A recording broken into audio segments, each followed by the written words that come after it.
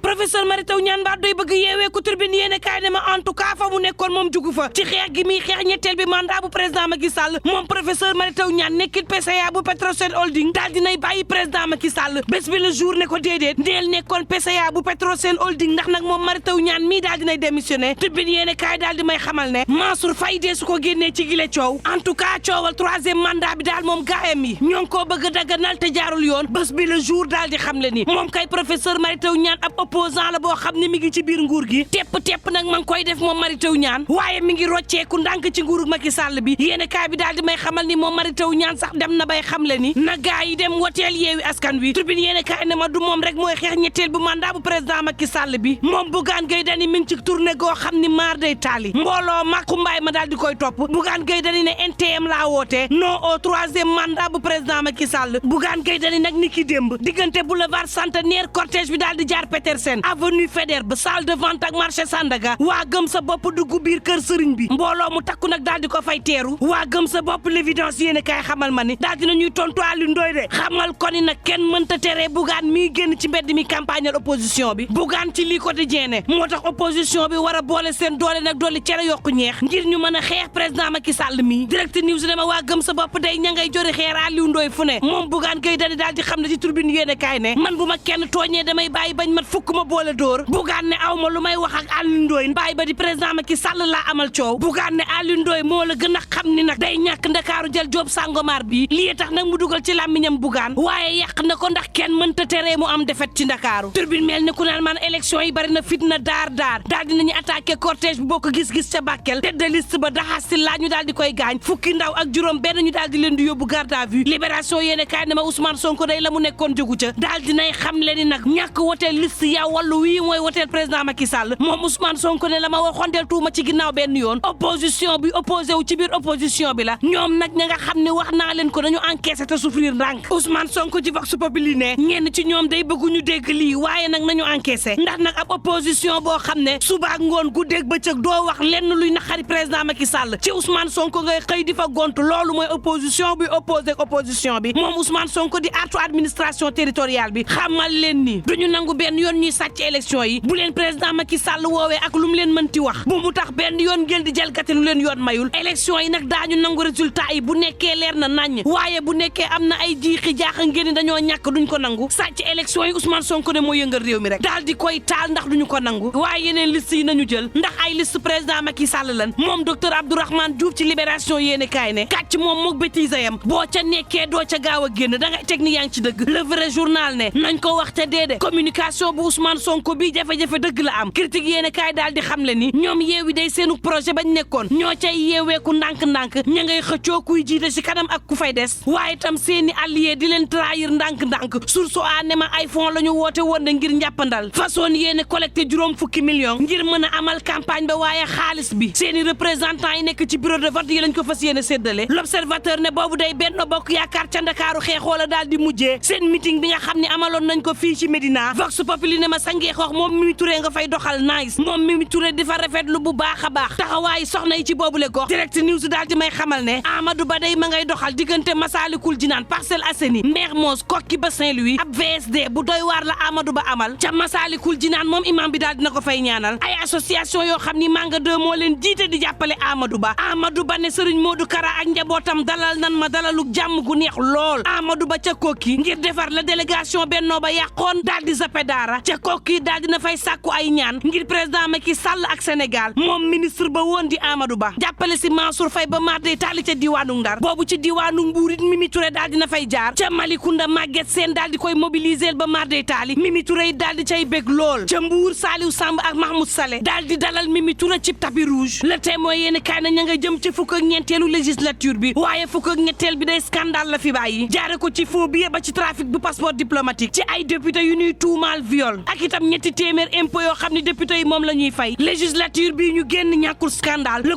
quotidien ne scandale banque seen oode ak grève bi nga xam ne daal di nañ koy amal ñett ji syndicat daal di xam le ni bokkuñu ci Dakar Times ne boobu day jafe-jafey engrais boo moytul dina andi jiixi jàq ci nawetu ren gi mbay mi daal bu baaxee ci yàlla la l'info yéene kaay daal di xamal ne boobu diwaanu Thiès day moom président Macky Sall ma ngi leen di neexal quartier Mbour 4 ci boppam la président Macky Sall bëgg yokku déclassé na nag lu toll ci ñeenti téeméer juróom-ñett fukk ak ñeent ci hectare Le Soleil yéene kaay na ña nga ca nawet ba de ONAS di ca def liggéey bu am solo directeur ba di Ababacar Mbaye daal di xamle ni mobiliser nañ ay moyens yu bari ngir nag teggil askan wi jafe-jafe bu dee teggeekuwul ba jeexit wàññi nañ bu baax a baax la waroon am ci mbënd mi Vox Populi daal di may xamal ne ca kuunun moom ab père de famille moo fa daal di ñàkk bakkanam gannaaw bi nga xam ne doon pompe ndox ma courant ba mas ko mu faatu Sud Quotidien daal di may xamal ni ñaari at a ngi nii gannaaw bi nga xam ni Babacar Touré làqu na ak léegi L'Observateur ne ma kaay ci tës bi xale bu góor bii day ab corom bu am fukki at ak juróom benn lay jël nag di ko loué benn étranger bu am juróom fukki at ak ñett xale bi saa bu demee ci kër paaba lang ba doyal fukki junni la paaba di jox far wii di faal mu encaissé kon daal faal mii luwewul néeg luwewul kër ab xale bu jigéen bu am fukki at ak juróom benn dib corom moom lay luwe ñu koy saay-saayee lu ci mënti am mbokk yi nañu yendoog jàmm